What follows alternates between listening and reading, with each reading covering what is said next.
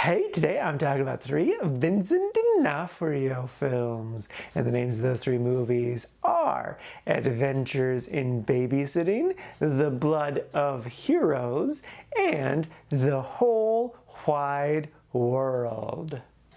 Now, first up is Adventures in Babysitting. This is a 1987 movie starring Elizabeth Shue, who, quick side note, I fell madly in love with in this film. Like, I've seen her in other stuff. She was in the later 2 Back to the Future movies. She was also in The Boys, the TV show The Boys. But there was just something about her appearance here where I'm just like, dude, stop being so fine. Also, Vincent D'Onofrio was very beautiful in this. He looked like Thor. But yeah, so I haven't seen this movie before, so I didn't have any nostalgia for it going into it. But I have seen the opening scene of this movie. My college professor, Doug, showed us the opening scene of this movie. If you're unfamiliar, it's Elizabeth getting ready for a date while singing along to the amazing song, And Then He Kissed Me. I believe the reason he did is to show us an example of an editing style. I believe he called it a Mickey Mouse editing style because they're cutting in time with the music that's playing. And that was such a fantastic opening to this movie because it gives you time to like sink into the movie watching experience. And then it also just like sets up the vibe of the whole rest of the film because the whole entire film is a really fun, silly adventure and it's great. I loved this movie. It was amazing. The basic premise is Elizabeth is supposed to go out on a big date with a boyfriend, but at the last minute he cancels, and then thankfully the neighbor is like, hey, can you babysit for me? So she does. But then while she's babysitting, her best friend decides to run away from home, but then regrets that.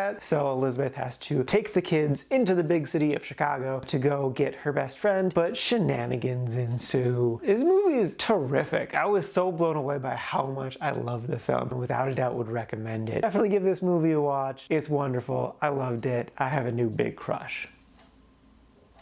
Why are you so pretty?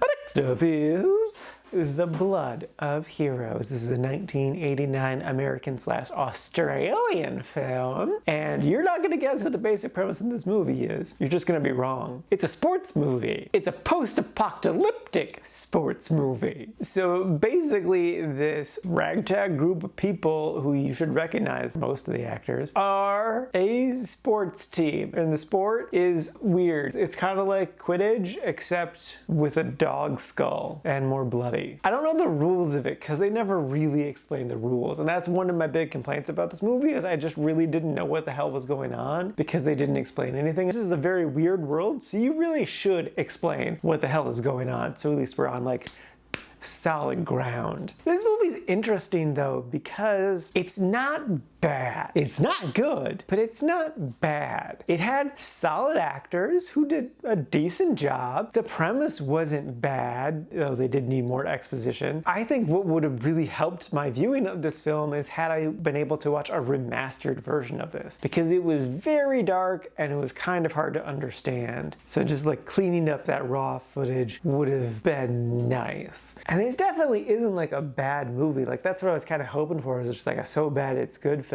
But it was kind of more so just boring. I didn't like super care about everything. With that mostly just coming from like me not knowing exactly what was going on. Especially during the very long sports scenes, it was edited in a way that I couldn't really tell who was where and like what people were doing. It was just kind of like mindless action, which can be fun, but they were doing something. It's a sports movie. We should have a somewhat clear idea of what the hell is going on, and I did not. So yeah, I was hoping to like this movie more, but yeah, it is what it is. I don't really recommend it. Like maybe if you're drunk with friends, but like, I don't know. Apparently the sport actually like spawned off and is a real thing in Australia and Germany, which is kind of crazy. So there are fans of this film, but I am not one of them.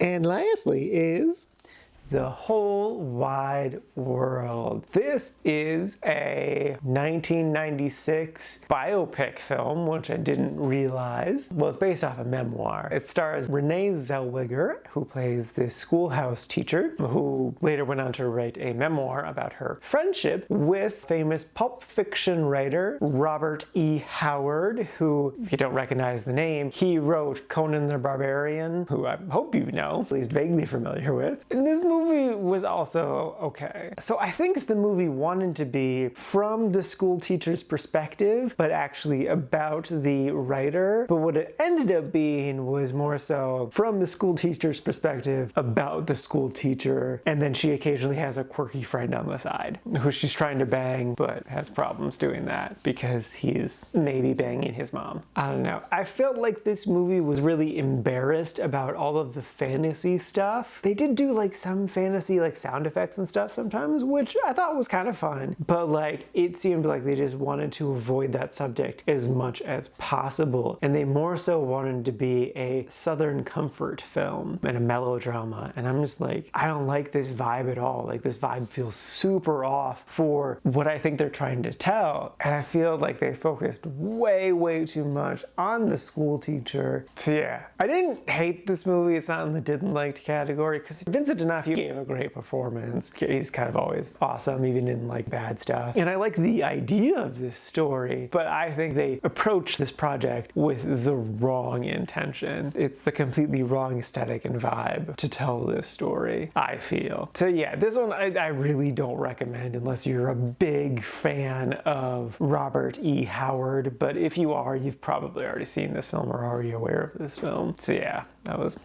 unfortunate. Alrighty, now for today's rankings. First up, we got Adventures in Babysitting, sitting at number 8 in the really like section, actually right in front of Chicago, which also stars Renee Zellweger, funnily enough. And then a long ways down from there is The Blood of Heroes, sitting at number 74 in the meh section, right at the top of the meh section. And then not too terribly far behind that is The Whole Wide World, sitting at number 81, also in the meh section. And this is out of a total of 99 old movies so far this year.